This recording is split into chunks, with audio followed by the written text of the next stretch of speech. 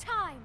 Hey guys, my name is Ryan. And I'm Miska. And welcome to Overwatch Central Quick Start Guides, less than 5-minute guides going over a hero's strengths and weaknesses, as well as other information like when to play them and what they work well against. Today we are going over Torbjorn.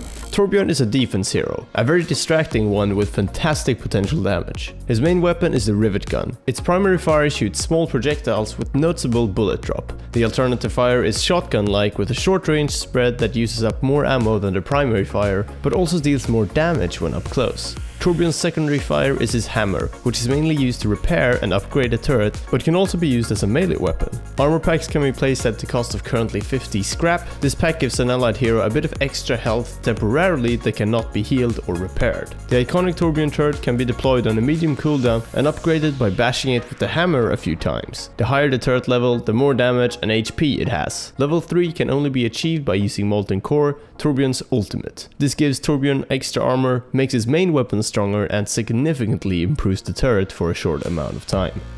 Torbjorn's strength is that he is essentially two heroes for the price of one if played effectively. The turret can do a good amount of damage to squishy heroes as well as give you some good indication to where they are on the map. Whilst you run around do as much damage as you can, your weapon should not be snubbed when it comes to damage output either. The left click is a fairly accurate weapon that can kill people from a fair distance, and his right click up close can do a lot of damage as well.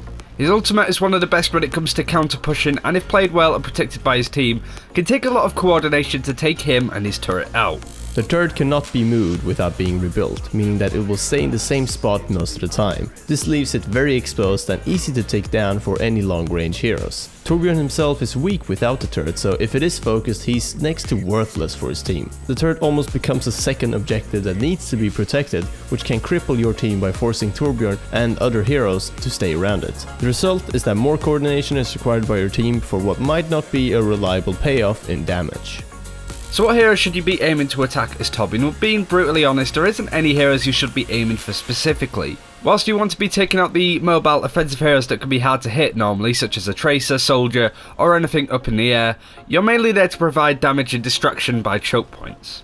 Torbjorn is definitely a high risk, high reward hero. The reward being you providing a ton of damage and eliminations on your team and being almost impossible to take out, with the risk being that if your turret is focused and quickly destroyed before each push, you will be contributing with very little and may want to change the hero that you're playing. If you can stay one step ahead of the enemy, protect your turret with the help of your team while still making efficient use of your own main weapon, you'll be able to take out pretty much everyone.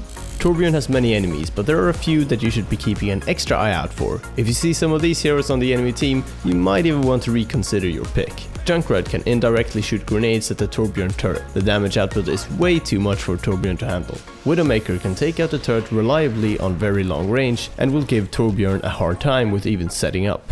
Genji can deflect turret damage, essentially tanking it for his team, as well as snipe the turret with shurikens on range. Sari can temporarily shield herself and tank the turret damage efficiently while still dealing a lot of damage to it. Diva can absorb all of the turret damage for a short amount of time, even if the turret is level 3, giving her team enough time to deal with it in a coordinated effort. Pharah can also take down turrets if she knows where they are before going in. Ideally, you'd want to shoot them at long range, since running in blind or on close range might give the turret enough time to kill you though. So what should you play as Torbjorn? Well, similar to Bastion, it comes as no surprise that Torb is more effective on defense, especially static defenses on capture points. His static turret makes it easy to hold down a point and acts as a bit of a distraction to the enemy team. They can't take the point without taking down the turret, for example. He can be played on offense though. The effective slapper turret on the payload with it being protected by Reinhardt is a pain in the backside to deal with. Sooner or later the opposing team will be able to destroy the turret, but by then you might have pushed the payload across 60% or so of the map. It takes a lot of teamwork and coordination to take that out, so it does work well in public matches. Placement of your turret is key to playing a successful Torbjorn. It's the difference between a turret that cannot stay up to a turret that is almost impossible to take out. Vary up the positioning of your turret and try not to go for more obvious approaches. Be aware of what the enemy team has in their lineup as well. If they have a Widowmaker handy, you may want to conceal your turret out of plain sight. If they have a Junkrat, you want to be placing the turret high up to avoid his grenades. The armor packs are sometimes underrated. The extra HP they provide can be very handy to outlast the enemy during a big push or fight. Just like some asymmetric shields, they can really make the difference even in a one-on-one situation, though Torbjorn needs to run around a lot and collect scrap to keep on top of the armor production. Throwing down the armor on the way out of spawn is good, but placing it on the objective will allow your team to pick up armor mid-fight, which can also turn the tides of battle. Our last tip will have to be about molten core timing. It's usually a bit of a gamble, but you really want to use it for a counter push when defending. The extra health it gains along with the increased damage output can really catch the enemy by surprise and result in a lot of dead enemies, or at least them having to retreat and regroup. You also don't want to use your ultimate if you don't have a level 2 turret up already, as you'll use up some of the duration to build and upgrade a turret rather than actually using the ultimate. And that's it for this video. Thank you very much for watching. The beta is down for the moment, but we will still be putting out 2 hero guides a week, as well as other stuff, so be sure to subscribe so you don't miss any of that. Thanks for watching, take care, and we'll see you next time.